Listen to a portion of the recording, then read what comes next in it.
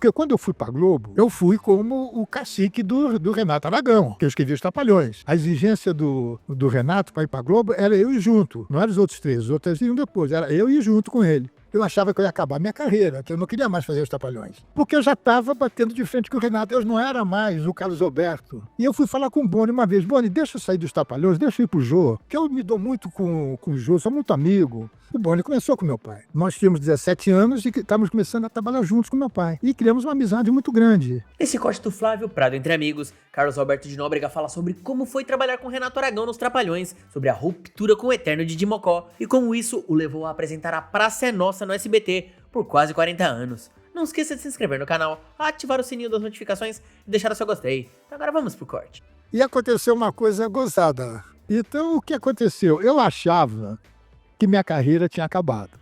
Porque quando eu fui para Globo, eu fui como o cacique do Renato Aragão, que eu escrevi Os Trapalhões.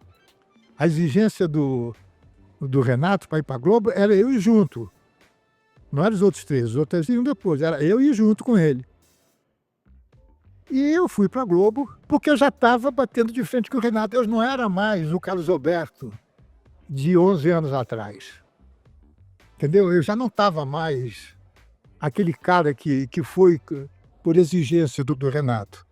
E eu fui falar com o Boni uma vez: Boni, deixa eu sair dos Trapalhões, deixa eu ir pro Jô, que eu me dou muito com o Jô, sou muito amigo. O pessoal que faz o programa dele também, pô, eu adoro o pessoal. Eu disse: não, preciso de você nos Trapalhões. Até que um dia, o Augusto César Vanucci, acho que você não se lembra dele. Eu trabalhei com ele na Bandeirantes. Ele era muito meu amigo. E quando minha mãe morreu, ele tinha um centro espírita. Eu estava já no Rio, ele me ajudou muito. Assim, espiritualmente, né? Ele diminuiu a minha dor. Porque perder minha mãe foi pior do que perder meu pai, porque mãe é mãe. Mãe é mãe. Até que um dia a gente estava Eu morava em frente à praia do Leblon, no apartamento do Renato, que ele me cedeu. Sábado e domingo não dá para você ir à praia. Não tem areia para você ficar com todo mundo. E eu ia para uma chácara do Robertinho Silveira, que era o redator de humor também, em Jacarepaguá. E tinha tudo, tinha piscina, campo de futebol, tinha uma sauna. Um dia eu estou na sauna e a gente se juntava ali para jogar uma bolinha e tal. E o Vanucci entrou na sauna, ele disse: Carlos Alberto, teu pai quer que você volte a fazer a praça. Falei: deixa meu pai em paz. Deixa meu pai em paz. Não, ele quer, você vai voltar. Eu vou para Bandeirantes e eu vou te levar. Como? Eu vou tomar conta da Bandeirantes, você vai tomar conta da linha de show e o Vanucci vai fazer a dramaturgia, a teledramaturgia. E eu ganhava 60 mil cruzeiros, que era muito dinheiro. E eu vinha para ganhar 200. Nossa. Eu não pensei duas vezes. Quando eu fui falar com o Boni, ele estava de férias. Olha a minha sorte. E eu acertava meu salário com ele. Porque ele começou com meu pai, né? Não sei se você sabe. Não sabia. O Boni começou com meu pai. Nós tínhamos 17 anos e estávamos começando a trabalhar juntos com meu pai. E criamos uma amizade muito grande. Então o Boni me dava esse prazer de ele fazer o meu contrato. Eu passava pelo Edivaldo Pacorde, passava aquele cara doido, né? E o Boni estava viajando. Aí, quando teve esse convite, eu disse: eu vou embora. Eu não vou ficar. Depois eu me entendo com o Boni. Aí eu vim a São Paulo, foi no dia do aniversário do Silvio. Eu ia assinar no dia 12 de dezembro. No dia 11 é aniversário do Silvio. Não, dia 12 é aniversário do Silvio, é no dia 13. Eu vim para jantar com o Silvio, que já tinha feito as pazes com ele. Sim. Já estávamos bonitos na fita. E vim jantar com ele e falei assim: olha, vamos assinar amanhã, vou fazer a praça. Você não quer fazer a praça? Disse: não, porque eu já fiz humor, não vale a pena, não sei o quê, não deu certo. Mas acho que você está fazendo uma loucura, porque quem não está na Globo não está na televisão. Mas eu vou ganhar 4 vezes mais do que eu ganhei, quase 4 vezes. E o Boni tinha me dito o seguinte: você vai, não vai dar certo, daqui a 3 meses você não recebeu, você volta para cá. Só que deu o seguinte: eu me ofereci, ele não quis. Eu assinei o contrato. Isso foi em dezembro, dia 13 de dezembro. E em janeiro a gente já começou a preparar a programação da Bandeirantes. E o Vanucci queria fazer uma praça moderna, ia ser Praça Brasil.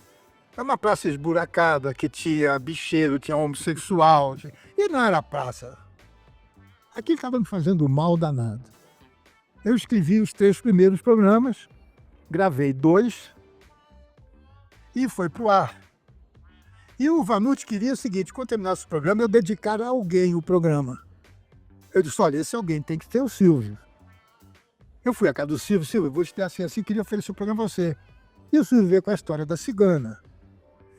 Não, cara, a cigana falou, se fosse programa de alguém, eu ia morrer. Eu sabia que queria lorota. Eu te disse que ele não queria ir.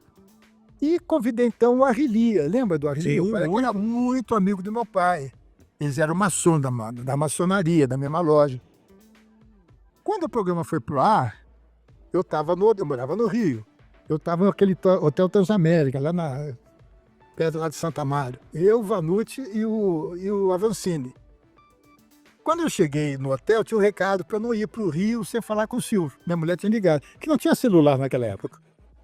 Eu estou falando em 1987, não tinha celular. Telefone fixo. Telefone fixo.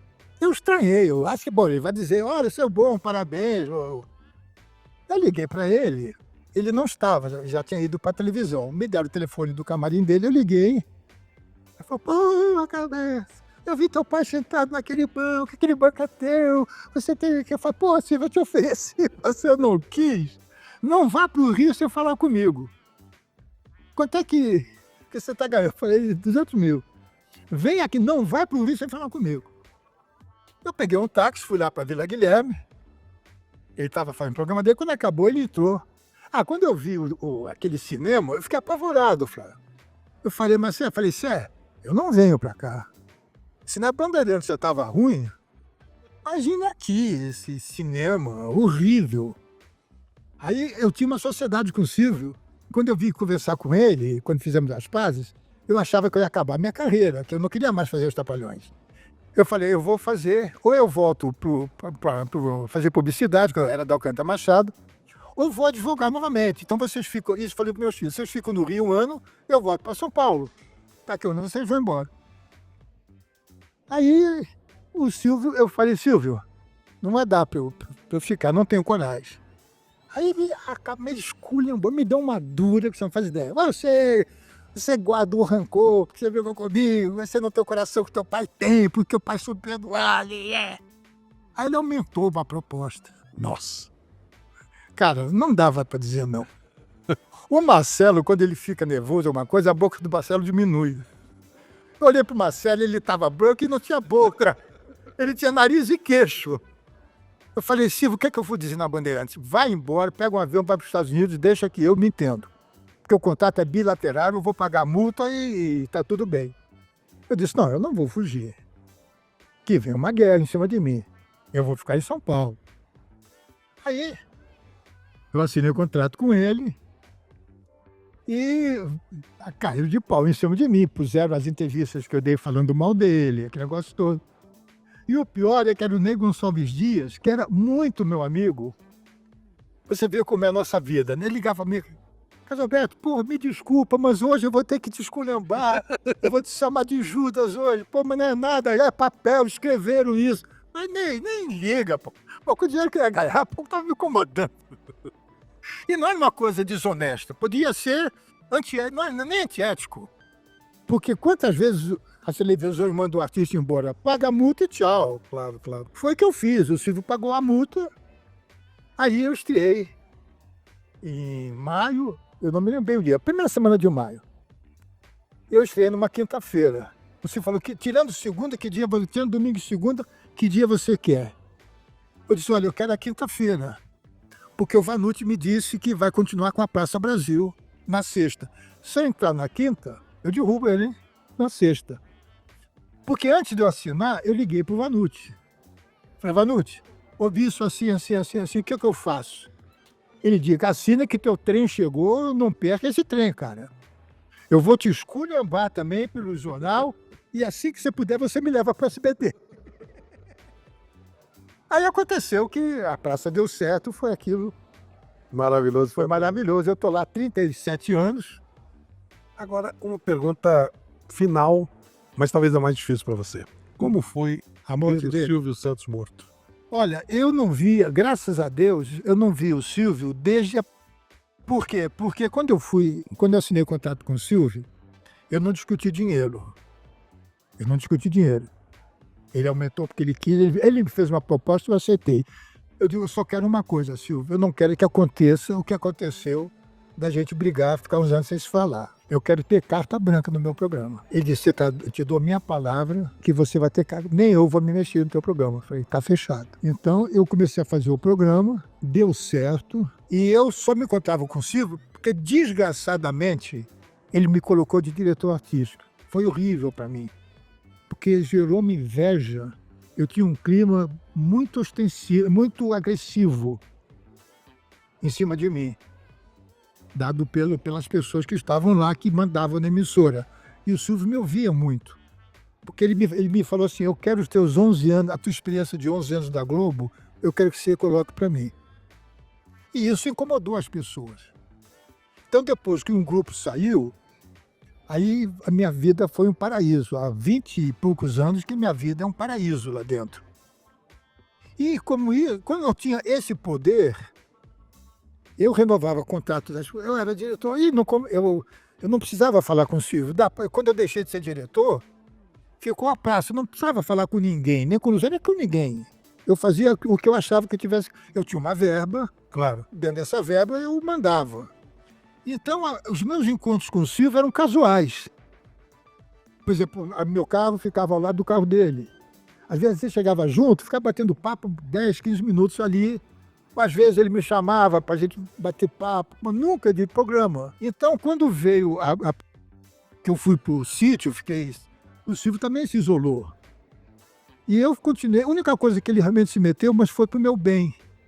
Porque eu estava louco para voltar, para gravar. Porque eu tinha salário alto e todo dia primeiro meu dinheiro estava lá. Mas e os outros? Só meia dúzia, só os cabeças tinham salário. E o resto, são 54 pessoas que dependiam do meu programa. E aquilo me fazia muito mal e eu queria voltar. E então um dia eu vim ao Rio, eu vim a São Paulo, fui falar com o Pelégio, que era diretor ali, falei, Pelégio, eu quero voltar, vamos fazer lá no jardim, lá, não precisa entrar no prédio. Aí o Silvio, não.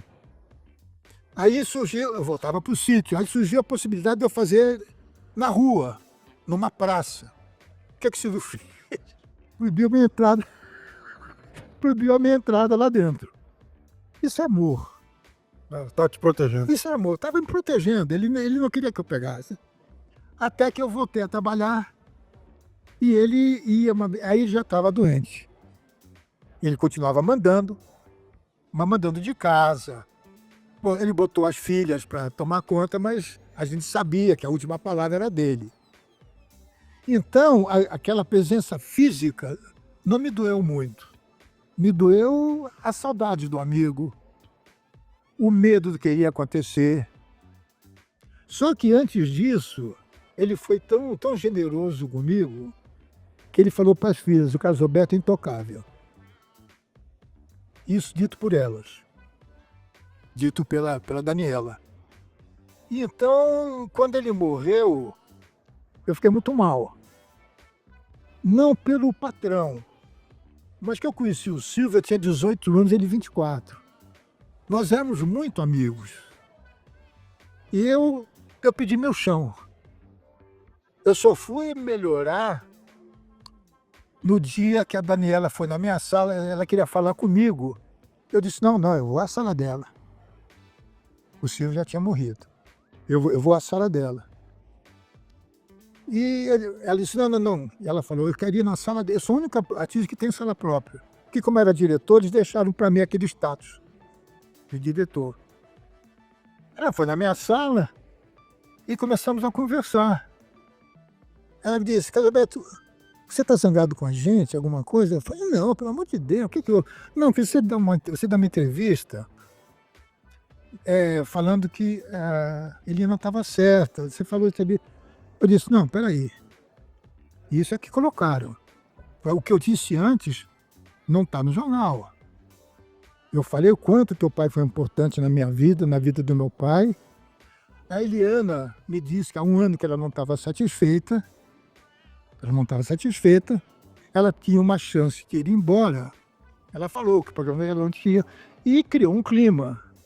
E ela disse, como é que eu vou trabalhar num lugar que eu não quero trabalhar, outro lugar para ir bom? Aí eu disse, ela está certa.